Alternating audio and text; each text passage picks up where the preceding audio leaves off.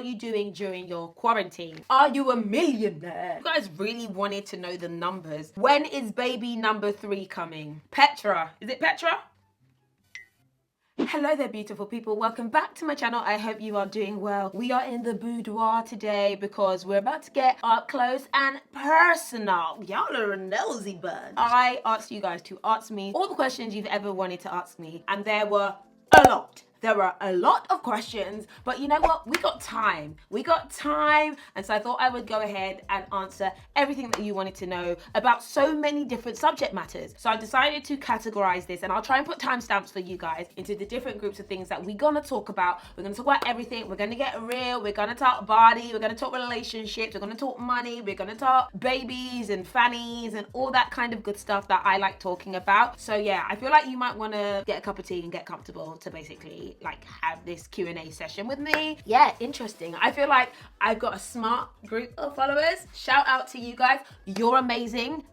Yes, I love it. I didn't get a question that was dumb. Like, you know what I mean? Do you know what I mean? And by the way, this is me rating you, yeah? This is me like, yes, I knew it. I knew you were amazing. So yeah, I'm gonna answer all of these questions. Right, I actually ended up, they are on my phone. I'll put them on screen, but I ended up having to write them in a book because, you know, technology. Okay, first off, I'm going to start off with your body questions because there weren't that many. Hey, well, I don't know if that's a good thing. Maybe you're not rating the body. No, it's fine. I'm joking. So first question is, how did you lose your baby weight? I don't think I have lost my baby weight, but I think that in reality, when you have a baby, you gain like 35 pounds. I gained like 3 stones. Like that is kind of normal. A lot of it is water weight and that ends up dropping. A lot of it is that you're carrying extra fat because you're trying to nourish the baby. That ends up dropping as well. But right now I'm about 7 to 10 pounds heavier than I normally am. I'm not in a rush to get rid of it, but right now I feel like I'm gonna start eating healthy and exercising as much as possible. I don't want to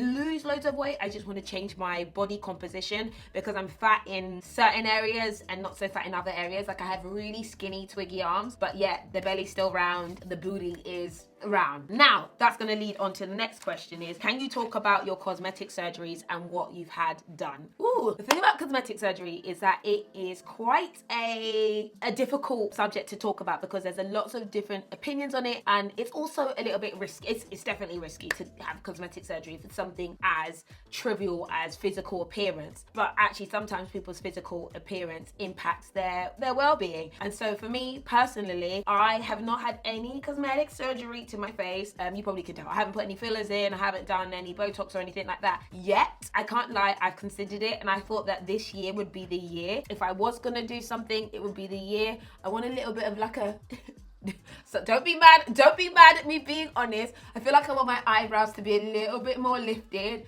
I just want maybe this bit to be like a bit more like this, but I don't want to start looking like a Catwoman. I do find that some of the fillers and Botox do make people look a little bit Catwoman-ish. I was thinking about potentially doing something, you know, let me not get into it. The lips, they're fine.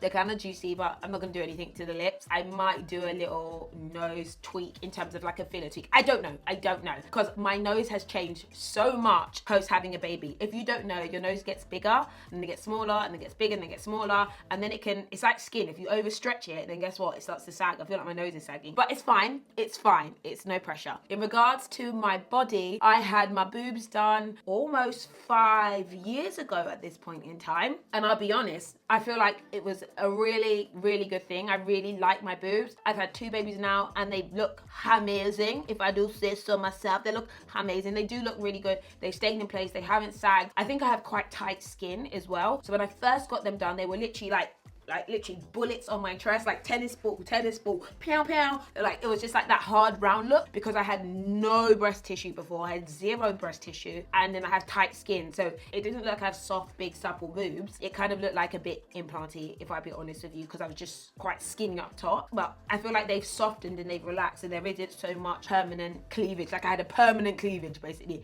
I did not need a push-up bra ever. But they kind of dropped and settled, and it's been 5 years and they look really good. I was actually considering getting a boob job reduction because I want small boobs now. So this is the thing about cosmetic surgery. You might like it for a season and then not like it for another season. So you have to be really careful about that. And then I've had liposuction and 360 body contouring, okay? So I had lipo on my belly the last time. in retrospect, I don't know if it's worth it. That's me being really honest with you, because guess what? Guess who's still got a bit of a belly, because they don't take all the fat away. And I feel like my surgeon took all the fat away on my sides. There is not a pinch of fat on my side. You cannot pinch fat on my side. But down the middle, there's like an extra bit of fat because he left like a pocket. I don't know why he did that. Ugh. And that's the thing. Like, there's risks of things not being perfect. Like, you might have this perfect vision of what you might look like in your head, but that might not happen. And then with the body contouring, I kind of had the fat under my thighs taken out as well to give my bum a little bit more of a round shape. And then there's a little of my fat put in there. I can't even lie. There is some fat of mine in there. And I'll tell you now that as you get fatter, I know some people find the word fat like offensive. I hope you don't find it offensive, but I'm just quite straight talking. But yeah, as you get fatter, or as I've got fatter, so in the areas where there's no fat, like my sides, it doesn't get fatter. But the area where there is fat, guess what? Those fat cells grow. So now where there was fat still left here in my belly, that bit is doing even larger. And that's why I really think as well, like, my bum got bigger. So if I gain more weight, I don't gain weight in the areas where it was all taken out, but in other areas where I still have fat cells, they get even bigger. So I feel like my bum looks slightly gigantic because of that. So that is, yeah, a lesson. I wish, like, it sounds like crazy, but I wish like they could inject fat into my arms, because I feel like this top part of me is so bony, and I'm like, oh, let's put that up here. I don't know if there's a surgery for that. Would I do any more cosmetic surgery? The answer to that is probably, I don't want to lie and say no, I'd never do it again. I probably would, but I am aware that there's this element of continually trying to chase perfection, and you're never going to get there. So I'm going to just take my time right now and see where how I feel in like a year or so from now. The next question is, can we say that word? How did the kitty area weights work for you, is what I'll say. Well, I think that when it comes to like restoring your pelvic floor and having it all nice and tight down there, it's a time thing. I think one thing I've learned to realize is to be patient with my body. Stop rushing the body to be where it's not ready to be yet. And that might be with weight loss. That might be with post-baby recovery. It might be with on a transformation journey. Like, sometimes you're like, I want it to be like this now. It doesn't work like that. Because right now, you know, my pelvic floor is lit. The girl is happy and working well, and I was like, oh, okay. But before I was like worried, like, oh no, what's going to happen to my pelvic floor? It's going to be terrible, and it's fine. So I've been very lucky, but I know that's not always the case for everyone. The weights work really well. There's also the LV. They have an app and a thing that you can insert, and it actually does like exercises for you. I'll put a link in the description bar below. That could be helpful if you're struggling in your pelvic floor area. Next up, let's talk beauty. Okay, obviously I'm a booty guru. Let's talk about some of the things that you guys have asked me about beauty. What are my skin saviors? Okay, so if you've watched me for long enough, you know that when it comes to my skincare, I like science, I like chemicals, I like it all. I'm not really into like natural skincare or anything like that. It just hasn't worked so well with me. Like, coconut oil is like the devil to me. Nuh-uh. I do use shea butter once in a while, but not regularly. On my face, for me, my skin savior is about the routine that I use. So I'm not gonna say a particular product, but I'll say certain ingredients that I use on a regular basis. I love a cleanser that contains salicylic acid. It really helps with my pores. A cleanser that contains glycolic acid as well. I'll try and use that every single day, depending on how much acids are in it. I then try and do like an acid treatment once or twice a week. It might be with like a glycolic pad or something like that. I then also always use hyaluronic acid as a moisturizer. I use a hyaluronic acid serum. Love the ones from Murad. Vichy have a really good one. L'Oreal have a really good one. I make sure I use hyaluronic acid because my skin is quite dry. I've started using retinols for resurfacing. Again, I use a Murad one as well there. I use vitamin C. Oh my gosh, I use vitamin C all the time. Please, please, please, vitamin C is transformative if you have hyperpigmentation, but you need a really good vitamin C. Elizabeth Arden have a sick, amazing one. It's like in these little like capsules, but also I use the Dermalogica vitamin C serum as well. Vitamin C is transformative for my skin, and that's why I feel like my skin's way more even and glowy, and when I use it, I love it. Charcoal cleansers. I like charcoal cleansers because I have large pores on my nose. It really helps. So whenever I see anything that has charcoal in it, I'm like, yes. But charcoal and salicylic acid, like First Aid Beauty or Peter Thomas Roth, great. And then I always finish with a sunscreen. Sunscreen every day, sometimes sunscreen in their house. Listen, that window, UV rays are actually trying to like ruin the skin. No. That's some of the things that I'll do. I'll put a list of products, like a little bundle that I really, really like. Oh, and I also like masks and like little oils and serums as well, but I'll put some products down below so you know. What's your favorite affordable sunscreen? Oh, okay. This is gonna be really annoying. I'm sorry. I'm gonna say there are not any drugstore sunscreens that I wear and like. I'm sorry, because a lot of them can be quite greasy. A lot of them can leave a blue cast on my face. So Dermalogica have a really, really good sunscreen. I think it's a new one actually, and it's a physical sunscreen which contains zinc oxide. I love it. I think it's really worthwhile. I think you should actually invest in a good sunscreen that is wearable and that you want to reapply on your face. And then Shiseido, my gosh, I don't know what is in the water when it comes to Shiseido, but their sunscreens are something else. Not greasy, they perfectly on your face, you can put your makeup over them, and they don't give you a horrible bluey purpley hue. Those are the two I'd recommend. But if I can find an affordable one, I think Neutrogena have some, but yeah.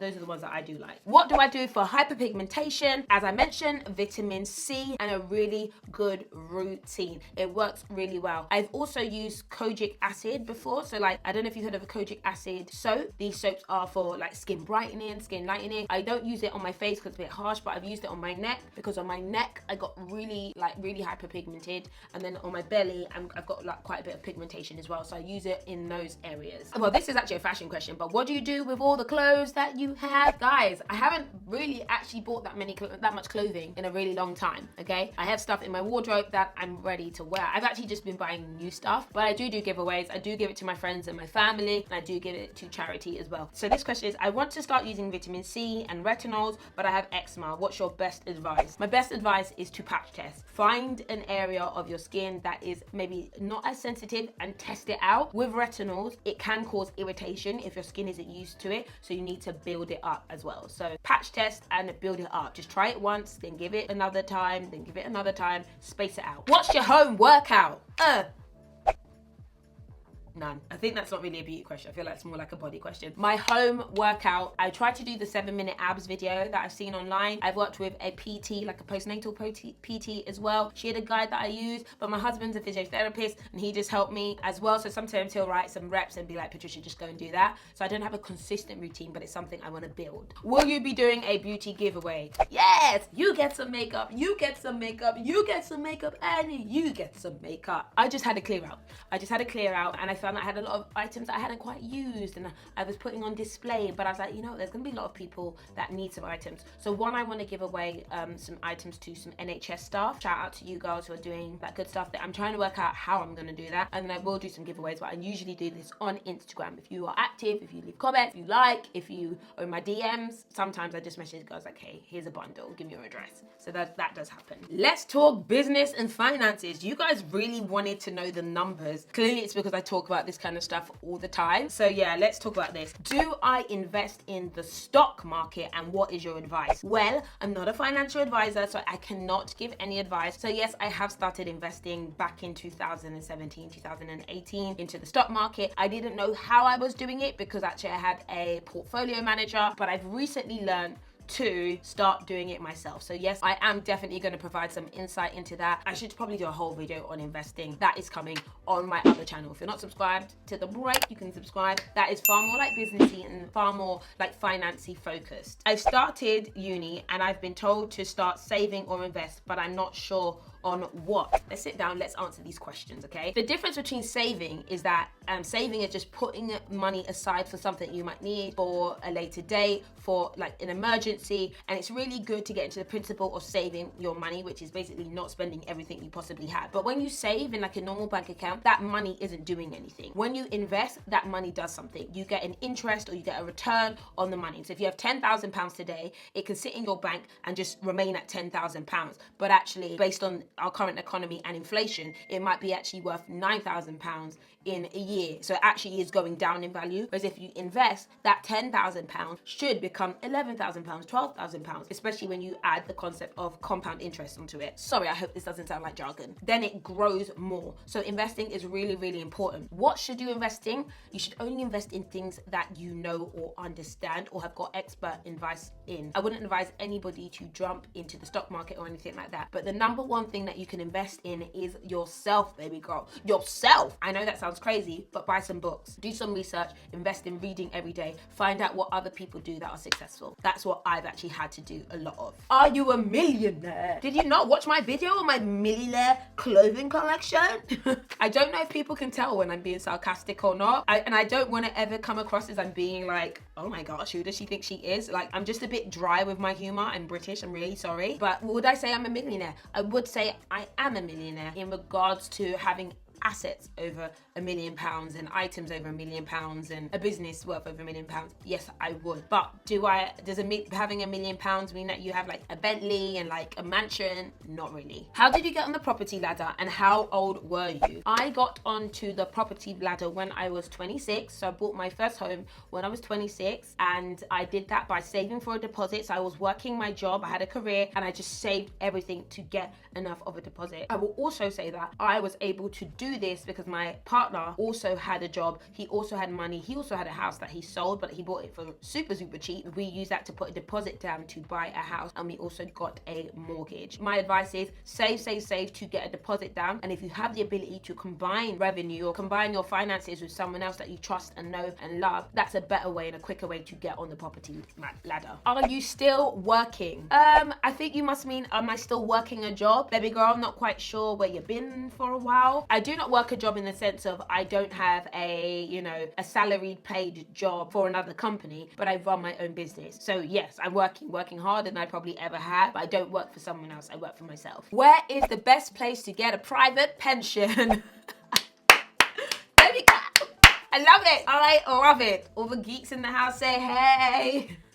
Well, so private pension is actually called I'm in the UK, is a SIP. So that is your self-invested pension. You do it yourself. But firstly, you should check and see if your job is providing you a pension already. They are actually legally obligated to do that and to provide you that information. But you can set up a SIP anywhere. There's lots of different options to set up a SIP. The question is, you get the funds into the SIP. You cannot access that money until you reach the age of retirement. I believe it's currently 65, it might be 67. But within your SIP, you can either have the cash just sitting, or you can invest it into different funds. Now, you can get someone to manage that for you, or you can invest it in yourself. I can't give financial advice because I'm not a financial advisor, but I love the idea of investing in the index funds because they basically follow the market. And Warren Buffett says, basically, you can't outbeat the market, and most fund managers aren't able to do that. But again, this is a lot of info. Can you give some advice on choosing a career and how do you know it's right?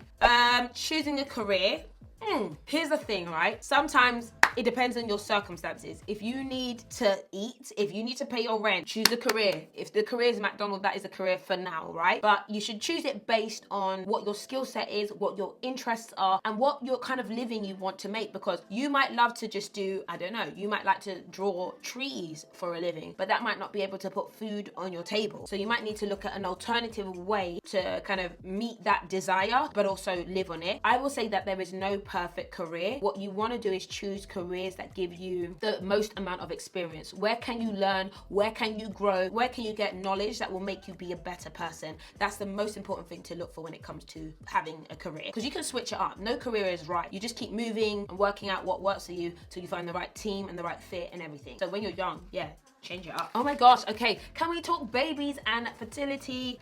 You've got quite a lot of questions here. Shout out to all the mamas in the house. Hey, did you plan baby number 2? I'm gonna say I did not plan baby number 2. So if you don't know, I use natural contraception in terms of I don't use any hormones, and I'm gonna talk about that probably again soon, but I have done 2 videos on that. I don't take hormonal contraception, basically. So we knew what we were doing, that the outcome could be a baby, You get that. And we weren't against the idea of it, but we weren't actively trying. Any advice for a new mama? How can you work remotely? Snacks? a set schedule, but don't worry if you can't fit and stick to that set schedule. Put on some shows. I know some people are like, don't watch TV, just put on the TV, okay? And involve your children in your work. So I've been working on my laptop a lot, and I used to need to work in complete silence, but now I've just got used to like that Grace is going to be around and she wants to be where I am. So I'm like, okay, fine, come and be here, and I'll show her that I'm typing, and she'll like watch me do it, like, Mummy, what are you doing? So I just show her. Afterwards she gets bored and she'll do her own stuff around me. So that has worked. But don't stress too much. You can't do everything when you're, when you're at home with the kids. And if you can have help from your partner, definitely divide that labor up. If you don't have one, you got this, girl, you got it. Did you sleep train Grace? Should I sleep train my 4-month-old? Can you share your experience? Did I sleep train Grace? Kind of. I would say that I was adamant that she needed to sleep well. So what I did was actually have a really good day routine. So I have quite strict feeding hours. Every 3 to 4 hours, you drink a certain amount. I put you down for a nap, and I'm talking about Nova as well. And I make sure that once you've eaten enough in the day, you should be able to sleep better at night. And a lot of the times when babies aren't completely sleeping, it might be because they're hungry and they might be waking up a lot, or they're used to you holding them. Nova's really good. She actually falls asleep by herself, and you give them a dummy, give them or a blanket, anything to help them self-soothe, because sleeping, I have a book. Oh, I'll show it. It's a book. Oh, you can't see it properly. This is a book. 12 hours sleep at 12 weeks old. Yeah, that's what I did. I had to learn what to do. So I do think sleep training is a decent option. Are 2 kids harder than 1? Yes, yes, yes, yes, and yes. Oh my gosh, I forgot I was living that easy life before. What? Listen, enjoy your singleness and your free life without kids, because once you have them, they're not going anywhere. It's harder in that, one, me and my hubby have to work as a team, have to like be on this together. And then also it's like you have to stick to a schedule, and you can't just let things slip. Like you can't just say, oh, I'll do that later, because later might not happen. You never know what's gonna happen. But it's also a joy. I feel finally like my oldest daughter has got like a friend, and I can't wait for them to grow up and like be together. So it's so beautiful to see. It's hard, but it's also so rewarding. What pregnancy and birth was easier? I think my first pregnancy was easier, and my first birth was easier. Oh yeah, okay, fine. The first one was easier. The second one, the pregnancy was difficult for me emotionally. I really did not feel completely myself. I feel like I had a few moments you guys wouldn't have known. And actually one of the questions is, how do you manage your mood swings while pregnant? You always seem so chill. Not the case. I had a lot of moments, and I would advise anybody that if you feel overwhelmed, or if you feel like you can't handle it anymore, just if you need to walk, just take a walk. Take a walk, take a breath, go and see someone that makes you feel good. If you don't know, during pregnancy is actually a very difficult time for women, especially in their home. A lot of women, there's more domestic violence in homes during pregnancy, and more women are violent when they're pregnant as well. Not that that was my circumstance, but this is actually quite a common occurrence. And I actually heard that there's a law that if a woman in a certain part of a pregnancy, if a woman kills her partner, that she is not considered liable for that murder, because sometimes women just go wild. And actually there's this Women Behind Bars show, and one of the women killed her husband when she was well, actually that means she went to prison, but she killed her husband when she was pregnant because she pushed him and he fell out of a window and died. I shouldn't laugh, it's not funny, but pregnancy might make you do mad things. So yeah, in the second pregnancy, I was not as emotionally stable, and I think it's because I was trying to work, I was trying to do everything. I'm trying to make everything perfect a lot of the time in my life, and then it becomes overwhelming. But I had the birth and I felt so much better. Oh my gosh, I feel elated after birth. It's such a weird thing. It's like I restore and come back to myself, because the hormones during pregnancy affect me a lot. So yeah, anyway. When is baby number 3 coming? Petra. Is it Petra? That's what I'm gonna say. More kids. No. Do you have to try hard for your babies? Do you have any advice? Unfortunately, I'm not a fertility doctor either. I'm very lucky that I've not tried for any of my babies, but I have been worried about my ability to have babies before I had them. I would say be patient. I personally would say just let your body get into a swing of things, nourish yourself correctly, eat well, sleep well, don't stress too much over it. And also, if you need to see a specialist, do. I actually had a friend of mine who had been trying for like 3 or 4 years to have a baby, and she was just about to start fertility treatment. Literally the week she was going to start fertility treatment, she got pregnant. So there is hope out there, but again, just take care of yourself and your mind, and if you need to see a specialist, do. What products do you use on your babies? I use Mistela. I really like Mistela on Grace. I also use Vaseline, I can't even lie. And I have the Kiehl's body butter. I use it all over her. Grace's skin is simple and doesn't have any issues. Nova, on the other hand, wow. We realized she had a milk allergy. She's no longer on breast milk. She had an allergy to the milk that I was consuming in my diet, and it was crazy. She had a rash all over her. I'm still trying to get her to recover. I'm actually seeing a dermatologist today remotely because virus has us locked up at home. But yeah, her skin's been terrible. So far though, the things that have helped have been Diprobase, double base gel, which was prescribed by the doctor, and Aquaphor from Eucerin. Yes, those are things that I have used, but we haven't got there quite yet. But it's with her skin, it's having a really good routine. So she gets a bath every morning, every night. It's a soak. Sometimes we put Epsom salts in the bath, and then we moisturize her within 3 minutes after her getting out. So finally, it's a bit more general life questions. You guys had a lot of relationship questions. I feel like I'm going to make a whole separate video on that at some point in time. But some general advice about life and that kind of stuff. How do I get out of feeling unmotivated? I have actually learned about this recently for me, that the best way to get out of being unmotivated is actually to rest. And I know this sounds crazy, but sometimes you feel so much pressure to perform. Like, pressure to perform will stop you from being able to do anything. This is what I found in my case. So if I need to have that nap, I will have that nap. If I need to just stop, I will stop, and stop worrying about, oh my gosh, I need to be doing this thing. I'm not doing it. That's what I realized I was doing. But when I stopped doing that, it's like, oh my gosh, I felt ready to start again. It's like a veil lifted once I realized you can rest. And then rather than try to look at the big picture, the things that you need to address, try and do one little thing. Just 5 minutes on it. If you're unmotivated, just do 5 minutes on it. If it's to study, I'm just going to read this book for 5 minutes. Put a timer on, set it. See how it goes, and then do that every day. 5 minutes every day. 5 minutes every day on a personal project. By the time you've done it for 6 days, guess how much you spend? You spend half an hour on it rather than stressing about it. So yeah, that's my advice. How do I gain confidence? How do I gain confidence? I still suffer with my confidence. I'm confident in some areas, I'm not confident in other areas. But what I like to do is to challenge myself to do stuff, even if they feel difficult. So even if that's speaking to someone, if that is sharing something I've done, even me like switching up what I want to do right now, even me starting my other channel, I didn't feel confident, but sometimes I just do stuff even if I don't feel like I can. Like, I force myself to do stuff, and it gets easier the more you do that. Have I ever been depressed? Yes, I have been depressed. Someone said, you look so positive and confident all the time.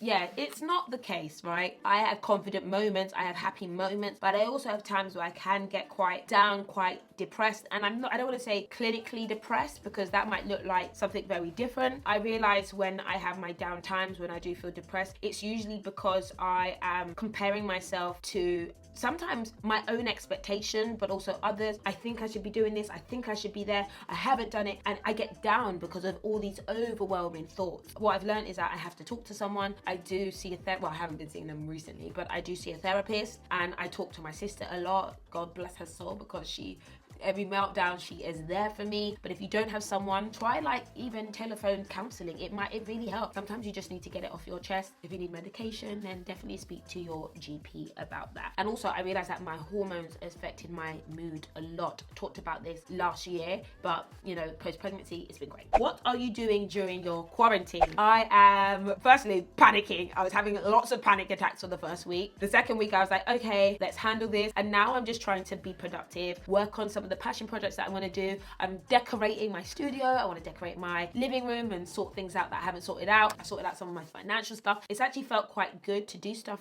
that I've been putting away, that I haven't thought about doing. I'm doing it now. What idol would I love to sit down with? Besides like Jesus Christ, the Lord and Savior, I would like to sit down with Michael Jackson, because I really feel like he shaped my childhood. And I know not everyone's a fan, but I have good memories of his music playing in my household that made me feel really good when things weren't always amazing. What are your plans for the next 5 years? World domination.